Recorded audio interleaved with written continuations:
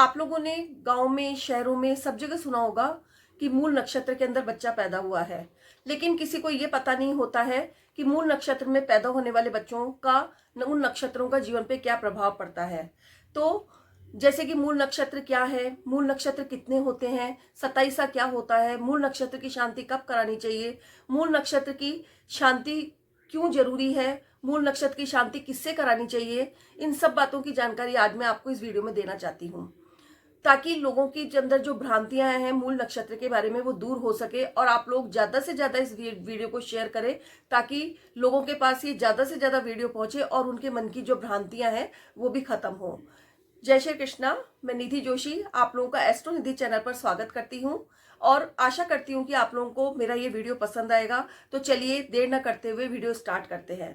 ज्योतिष शास्त्र के अंदर 27 नक्षत्र बताए गए हैं, उसमें से 6 नक्षत्र ऐसे हैं जो कि गणमूल नक्षत्र के अंदर आते हैं।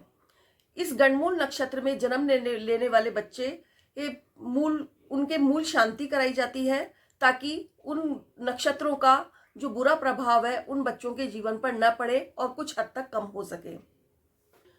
तो चलिए सबसे पहले ये जानते हैं कि मूल नक्षत्र कितने होते हैं। 27 नक्षत्रों में से 6 नक्षत्र ऐसे होते हैं जिन्हें मूल नक्षत्र कहा जाता है, जिनमें से 3 तो केतु के नक्षत्र होते हैं और 3 बुध के नक्षत्र होते हैं।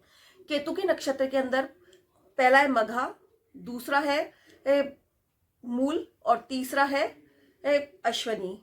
फिर बुध के नक्षत्र के अंदर है पहला है अश्लेषा, दूसरा है रेवती और तीसरा है ज्येष्ठा।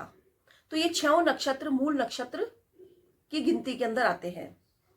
अब हम कैसे पता लगाएंगे कि हमारा बच्चा मूल नक्षत्र के अंदर पैदा हुआ है। जैसे कि आपका जो बच्चा है वो मान लीजिए 6 दिसंबर को पैदा हुआ है, उस समय मूल नक्षत्र में से जो 6 नक्षत्र हैं उनमें से मान लीजिए अश्विनी नक्षत्र चल रहा था जब आपका बच्चा पैदा हुआ, तो उससे ये पता चलता है कि अश्विनी नक्षत्र के अंदर यदि आपका बच्चा पैदा हुआ है तो इसका मतलब यह है कि वो मूल नक्षत्र के अंदर पैदा हुआ है। इसी तरीके से हम दूसरा उदाहरण लेते हैं। जैसे कि कोई बच्चा है या आपका ही बच्चा है जो कि 26 मार्च को पैदा हुआ है, ऐसा मैं उदाहरण के लिए बता रही हूं। 26 मार्च को पैदा हुआ है और उस समय जब वो पैदा हुआ तब रेवती नक्षत्र चल रहा था, तो इसका मतलब ये होगा कि आपका बच्चा रेवती नक्षत्र के अंदर यानी कि बुध के नक्षत्र के अंदर हुआ है। ये मूल नक्षत्र है, गणमूल नक्षत्र या 27 जो कुछ भी इसको आप कहना चाहें कह सकते हैं। इस नक्षत्र के अंदर पैदा हुआ है तो आपका बच्चा मूल नक्षत्र के अंदर पैदा हुआ है। तो आप इस तरीके से पता लगा सकते हैं। अब ये तो बात हो गई कि हमारा बच्चा मूल नक्षत्र के अंदर पैदा हुआ है तो वह मूल नक्षत्र कहा जाएगा, इस नक्षत्र में होने वाला बच्चा। लेकिन अब ये बात उठती है कि कैसे पता करें कि हमारा बच्चा मूल नक्षत्र के अंदर हुआ है, इसको कैसे देखें। तो उसके लिए आप खुद भी घर के अंदर पंचांग लाके उसी साल का देख सकते हैं कि आपका बच्चा मूल नक्षत्र के अंदर पैदा हुआ है या नहीं। ये जो 6 नक्षत्र मैंने बताए हैं, 3 बुध के और 3 केतु के, इनके अंदर पैदा हुआ है कि नहीं, तो आप ये पंचांग से पता लगा सकते हैं। अब जैसे आप लोगों को पंचांग भी नहीं देखना आता है तो फिर क्या करें, तो अपने आसपास के किसी भी जो अच्छे पंडित होते हैं उनके पास अपने बच्चे की डेट ऑफ बर्थ और जन्म का समय दें और उनसे पता करें। वो खुद ही आपको बता देगा कि आपका बच्चा मूल नक्षत्र के अंदर पैदा हुआ है। तो इस तरीके से आप पता लगा सकते हैं कि आपका बच्चा मूल नक्षत्र के अंदर पैदा हुआ है या फिर नहीं। फिर जैसे कि इन 6 नक्षत्रों के अंदर 3 बुध के और 3 केतु के नक्षत्रों के जो मूल नक्षत्र हैं उनमें यदि आपका बच्चा पैदा हुआ है तो वो मूल नक्षत्र के अंदर पैदा होने वाला बच्चा कहा जाएगा। लेकिन यदि इन 6 नक्षत्रों के अंदर आपका बच्चा नहीं पैदा हुआ है और अन्य किसी नक्षत्र के अंदर पैदा हुआ है तो उसे मूल नक्षत्र का पैदा होने वाला बच्चा नहीं कहा जाएगा। तो आपको इस चीज का ध्यान रखना है। अपने आसपास के किसी भी पंडित से या फिर खुद ही पंचांग में देखकर पता लगा सकते हैं कि हमारा जो बच्चा है वो मूल नक्षत्र के अंदर पैदा हुआ है कि नहीं। यदि आप नहीं पता लगा सकते हैं तो आसपास के किसी भी जो अच्छे जानकार पंडित हैं उनके पास अपने बच्चे की जन्म की तारीख और समय ले जाकर बताएंगे तो वो खुद स्वयं ही बता देगा कि आपका बच्चा मूल नक्षत्र के अंदर पैदा हुआ है। तो इस तरीके से आप लोगों को पता चल जाएगा कि आपका बच्चा मूल नक्षत्र के अंदर पैदा हुआ है। अब बात आती है कि मूल नक्षत्र के अंदर तो हमारा बच्चा पैदा हो गया, लेकिन इसकी मूल शांति कैसे कराई जाए? तो ये हम खुद नहीं कर सकते हैं, क्योंकि इसकी जो पूजा होती है वो बहुत विधि विधान से कराई जाती है। उसके अंदर वैदिक मंत्र बोले जाते हैं, कई तरीके की पूजा सामग्रियां होती है जो कि हमें पता भी नहीं होती है। चाहे कितनी ही किताबों में पढ़ लो, चाहे कुछ भी कर लो, लेकिन हम मूल शांति नहीं करा सकते। इसके लिए मैं बताती हूँ कि आप लोगों को क्या करना है।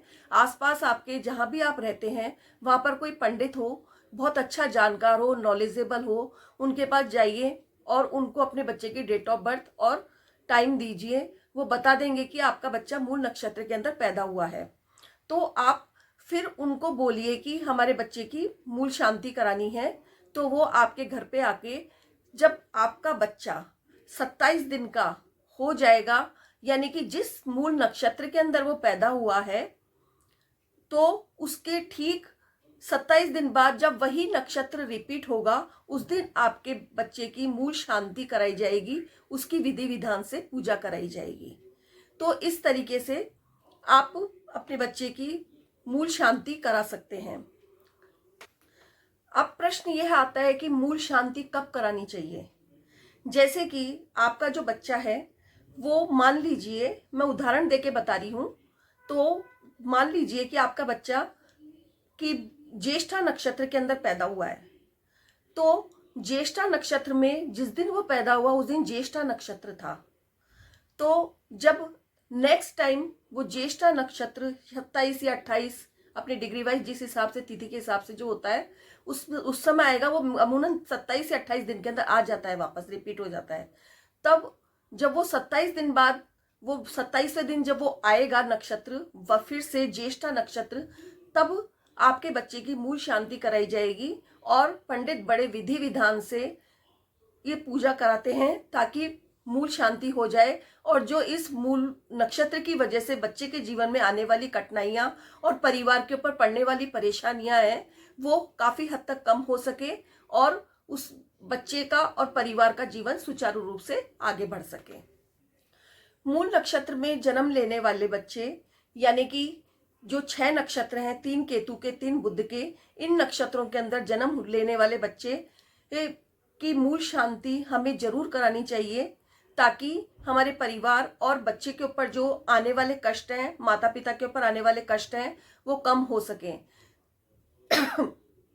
सॉरी। तो इस तरीके से आप अपने बच्चे की मूल शांति करा सकते हैं। इसको हम मूल नक्षत्र भी बोलते हैं, गणमूल नक्षत्र भी बोलते हैं और 27 भी बोलते हैं। तो आप लोग कंफ्यूज ना हो कि ये कौन सा शब्द आ गया, इसलिए मैंने सारे शब्दों को आप लोगों को ढंग से बता दिया है ताकि आप लोगों को किसी प्रकार की कोई दिक्कत ना हो सके। अब प्रश्न आता है कि जो इन मूल नक्षत्र के अंदर जन्म लेने वाले बच्चे हैं वो कैसे कष्टकारी होते हैं। तो क्या है कि जो मूल नक्षत्र के जो 6 नक्षत्र हैं, 6 नक्षत्र के 4-4 चरण होते हैं। तो चरणों के हिसाब से ये कभी माता के ऊपर भारी होते हैं, किसी चरण के अंदर माता पर भारी होते हैं, किसी चरण में पिता के ऊपर भारी होते हैं, तो किसी चरण के अंदर इनकी यश प्राप्ति भी होती है, धन की प्राप्ति भी होती है, तो किसी चरण के अंदर बड़े भाई के ऊपर भारी होते हैं, तो किसी चरण में परिवार वालों पर भारी होते हैं, तो किसी चरण में अच्छा प्रभाव भी होता है। तो मेरा कहने का मतलब ये है कि इन जो 6 नक्षत्र हैं, मूल नक्षत्र, इनके जो चरण हैं उसके वो अच्छे प्रभाव भी होते हैं और बुरे प्रभाव भी होते हैं। चाहे अच्छे प्रभाव हो चाहे बुरे प्रभाव हो, लेकिन आप लोगों को मूल शांति जरूर करानी चाहिए। आशा है कि आप लोगों को मेरे द्वारा दी गई ये जानकारी पसंद आई होगी। अगर पसंद आई है तो प्लीज सभी को शेयर कीजिए, वीडियो के द्वारा शेयर करके, और मेरे चैनल को सब्सक्राइब कीजिए, लाइक कीजिए, दूर दूर तक शेयर कीजिए और बेल आइकॉन का बटन जरूर दबाइए ताकि मेरे वीडियो के सारे नोटिफिकेशन आप लोगों के पास समय समय पर आने लगे। धन्यवाद। जय श्री कृष्ण।